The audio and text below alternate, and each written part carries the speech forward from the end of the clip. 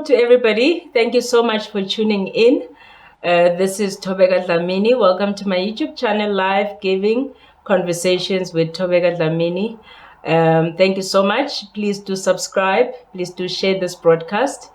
Also, please do like this broadcast. We are trusting that this content will uplift families, will encourage families, will empower families to stick together and to stay together.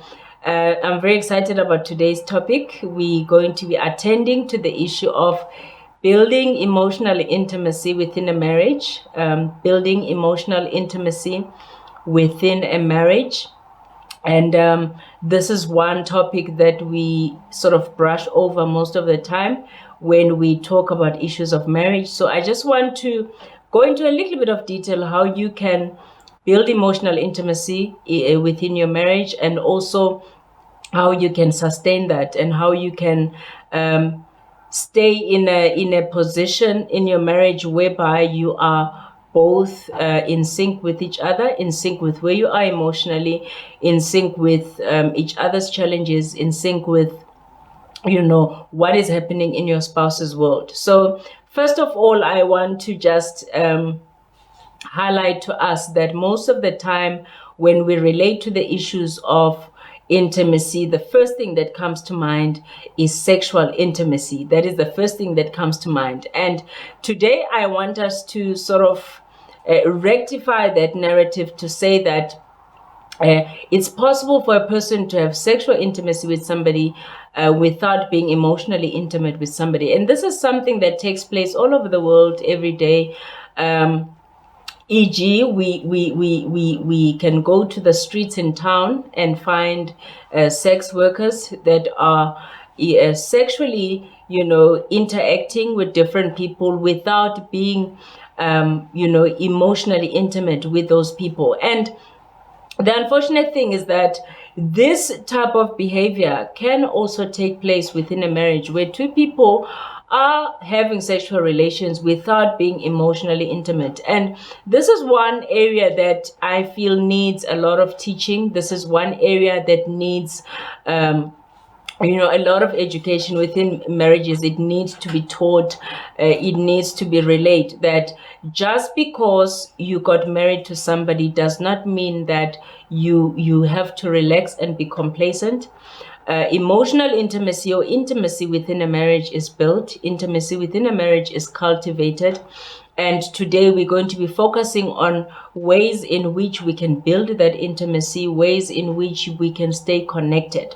So one of the first points that came to mind as I was researching and also, thinking hard about some of these things is that in order to be emotionally intimate with somebody, there has to be some form of companionship or friendship. And, I want to highlight on this point by referencing as well biblically that it was the intention of the founder of marriage that couples cleave together. The Bible says that, therefore a man shall leave his father and mother and cleave to his wife, and they shall become one flesh. And this is something that is intended by God, that couples don't only share space, couples don't only count the number of years that they've been together, but couples actually come to a place where they cleave together, where they are one, to cleave means to stick together. To cleave means to glue together. It means inseparable. And most couples do find themselves in a dilemma that they are within one household, but the emotional intimacy is gone, the interest in each other's lives is gone, and as a result this affects all the other types of intimacies, especially sexual intimacy, because I believe that this is a foundation of any good marriage. A couple needs to be emotionally intimate. So the first point that I'm going to touch on is that you do need to build a friendship with your spouse. Build a friendship with your spouse. And the reason why I'm saying this is because there are so many schools of thoughts around the issue of hierarchy within marriage, and the standard hierarchy being that which God put in place, which is God being the head of the man and the man being the head of the wife. And we sort of leave it on that hierarchical level, and we do not break down the attributes of God, and how God relates to a man, and how God, how Christ loves the church. And this is the kind of love that is not sort of seeking its own, but this is the type of love that is interested in the person, the subject under it, is interested in cultivating that person, is interested in supporting that person, is interested in being there for that person whichever way possible. And sometimes I think there is no balance in the way that we are portraying the teaching of the hierarchy within the marriage setup. And so indirectly, this chokes one of the most, what I regard as one of the most important foundations of any relationship, which is a friendship. And so you find that within marriages, there's either too much patriarchy that is taking place within a marriage, or you find that there's too much feminism, and the woman is sort of trying to prove her worth, trying to say, listen, I'm in the same space as you, I can do the things that you can do. And I don't believe that was God's order. I don't believe that that's what God intended when he created marriage. And God had a way, he's demonstrated it right there at the beginning. God had a way in which he approached Adam, in which he interacted with him, and that had to do more with companionship more than anything. And so I believe that if you are going to build emotional intimacy within your marriage, you need to cultivate an environment of friendship more than an environment of who's boss in the house. And this is very important, because when you are in a space of companionship and friendship, that becomes a good place for you to unfold, for you to manifest, for you to unpack everything that is within you. Because a companion or a friend says to you, I've got your back, I'm loyal to you, I'm here as your support structure.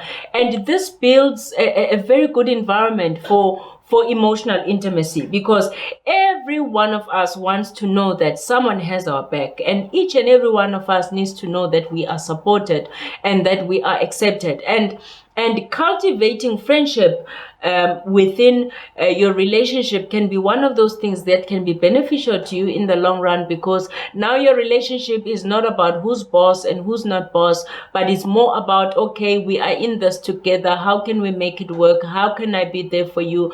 How can I support you? And this is a very fruitful thing for any marriage, in any context, because this is a need of every human being. And there is a hierarchy that God has put in place, but God did not take away the issue of companionship within marriage, the issue of cultivating each other within marriage and seeing the best in each other and being each other's support structure. And I believe that the happiest marriages are marriages that really, base their whole marriage on friendship, and really just saying, I'm here for you no matter what, I'm loyal to you, I'm here to support you no matter what. And number two, this is how you cultivate emotional intimacy within your marriage, is becoming a safe space for your spouse to open up about their innermost feelings, about their dreams, about their fears, about their challenges. And, all of us are looking for a place where we can belong. All of us are looking for a place where we can confide without editing, where we can say, this is where I am, this is what I'm experiencing. Sometimes you don't per se need advice, but you just need an ear. You just need space where you can unwind, where you can, pour out what is in your heart. And these are not things that come naturally. People think that, being a safe space for your spouse, or being that place that your spouse can run to emotionally, is something that happens overnight. It's not something that happens overnight. And this particular point of being a safe space is also disturbed indirectly when the couple goes through the conflict stage where they are still trying to get to know each other. There are arguments, there are clashes. It's two types of people, completely different, trying to get along, trying to find, consensus. And usually in that conflict stage, this particular space is affected because it depends on how you handle the conflict. That is the determinant of whether your spouse will still see you as a safe place beyond those first years of marriage. For most couples, the conflict stage has resulted in them drifting apart for years on end, and sometimes ending up in divorce because they were not able to handle the conflict stage, and too much damage happened in the conflict stage. I want to share just a little example of how you can preserve this safe space despite the season that you are going through in your marriage. I had a lady that told me that no matter how much her husband and him and her will fight, the husband will always say at the end of the argument, I love you and I still want to make this work. And she said, no matter how angry I would be, that will make me feel safe, that at least no matter the season that we are going through, I'm in a relationship with somebody who is not writing me off because of my mistakes, who is not writing me off because of my emotions, but somebody who's fully committed into making this relationship work. And so you can cultivate a safe place in your marriage despite the season that you're going through, even if you do hit a ditch with your spouse or you do hit a few walls, but never utter words that give your spouse the idea that you have other options, or gives your spouse an idea that you are walking out any moment, or at the first sign of any trouble you are packing and leaving. So it's very important that we cultivate a space of no judgment within our marital unions, because at the end of the day, it's two people that are not perfect, that have flaws, that have come together. And sometimes when we sit in the judgment seat to judge our spouses, we do not become a safe space for them, and so it does make them go into a shell. It does make them hibernate within the marriage. And so a safe space is also a place where a person feels fully accepted despite the areas of their life that still needs to grow, that still needs to mature, but they feel I've been given an opportunity here by being fully accepted to grow into my role, to grow into a better wife, to grow into a better spouse. And so it's very important as well, when you cultivate a safe space within your marriage, that you listen more than you talk. You listen more than you talk. And this is something that we really need to work on. These are not things we are born with. These are not things that we have mastered over the years, but these are things that now, as we find that there's someone in our lives for the rest of our lives, we need to be in a position where we need to hear their views. We do not need to look only to our own interests, but also to their interests, and hear them out where they are, and how they are processing things and how they are experiencing things. So be a safe space for your spouse. Let your spouse, let your spouse think of you every time they run into trouble. Let them not think of other people before they think of you, because that cultivates a sense of closeness emotionally, to know that, I have a safe space where I can say, today I lost my temper at work and it was not good. I regret it, and I can have a conversation without being judged, and I can go and rectify that the following day. So be a safe space, so that whenever your spouse runs into trouble, you're the first person they think of, and you're the first person they want to share the news with. So be safe, be peaceful, be a safe place for them. Okay. Point number 3, be interested in your spouse's interests, in your spouse's thoughts. Be interested in what interests them. There are a lot of couples, that you bump into, and you hear conversations like, my husband does not support my vision, or my wife does not believe that I can actually become the CEO of this company, or I can actually venture into that, and so this is one of the biggest killers of intimacy, when the person that is next to you, when your support structure does not believe that you can do something, or when your support structure does not, participate or play an active role in supporting you in your journey of fulfillment fulfilling your dreams. And this is where most intimacies emotionally have been killed, or have been, have been sabotaged, because everybody who is alive today came bearing gifts, bearing something to offer to this world. And once you feel that your spouse is not interested in your interest or your vision or your dream, you begin to live a life that is very independent of them. And though independence is good in a marriage, but over independence can be toxic for a marriage. So be the first one to hear their ideas out, be the first one to cheer them on, be the first one to bring reason, where reason is needed and where balance is needed, without crushing the dream, without crushing the vision that they have for their lives. Okay, then point number 4, we need to forgive much.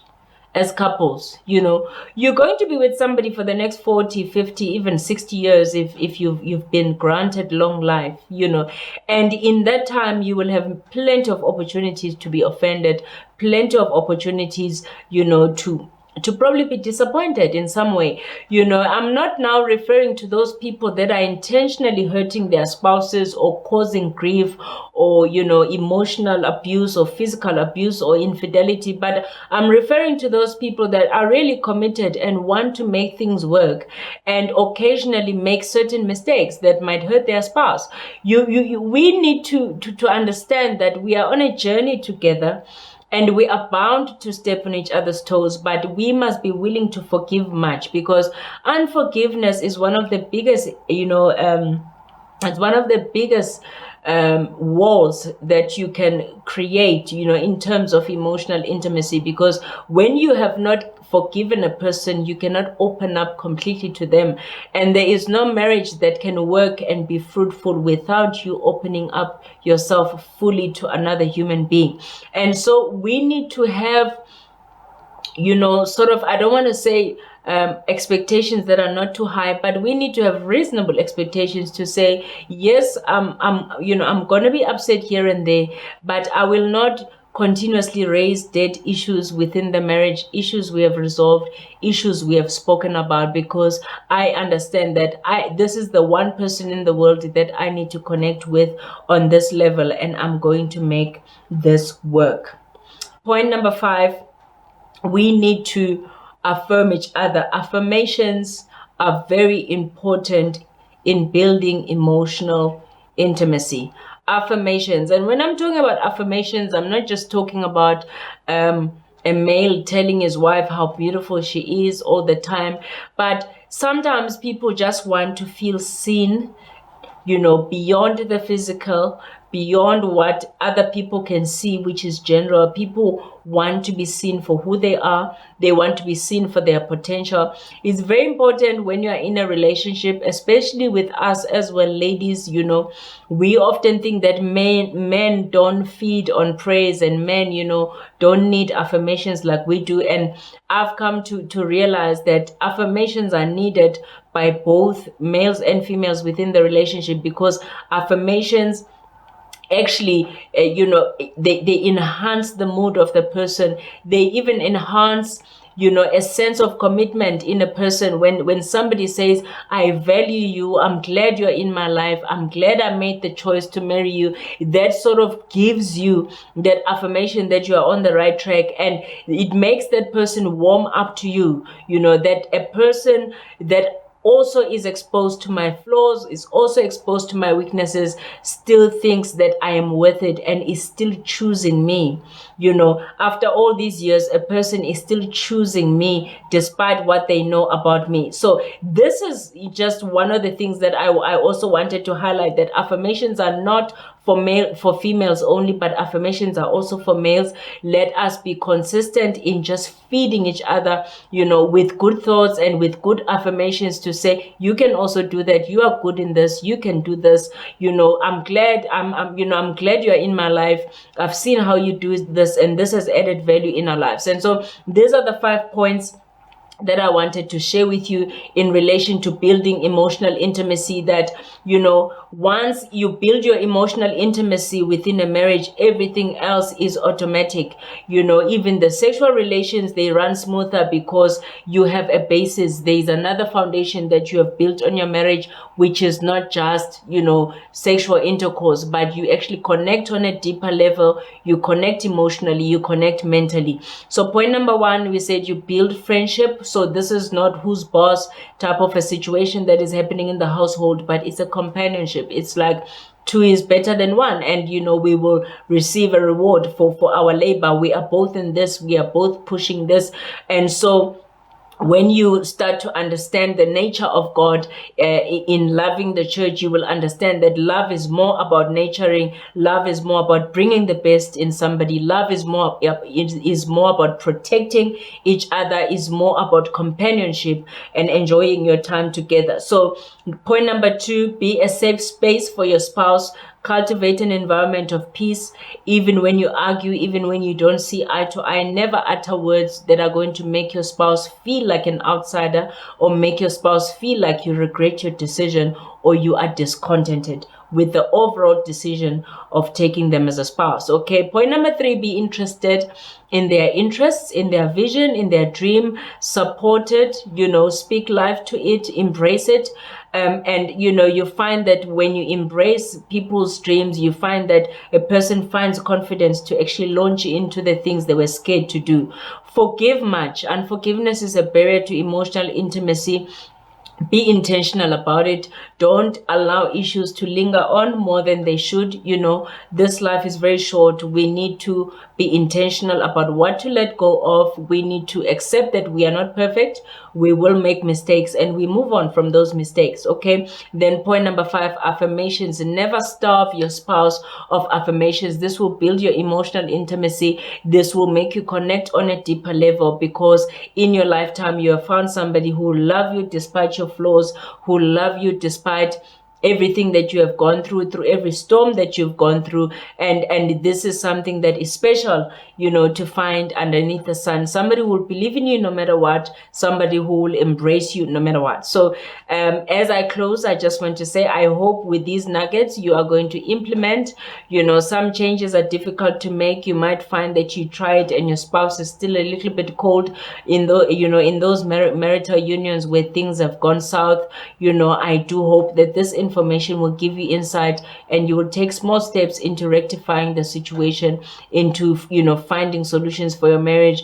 And it's simple. It's simple when you create a platform for somebody to be safe and feel accepted and fully embraced. You will find that that person flourishes, and the marriage will run smoother than expected. So thank you so much for tuning in today. Please do share this broadcast. Please share this video with your friends, family, anybody who's married, who's about to get married. This will benefit them.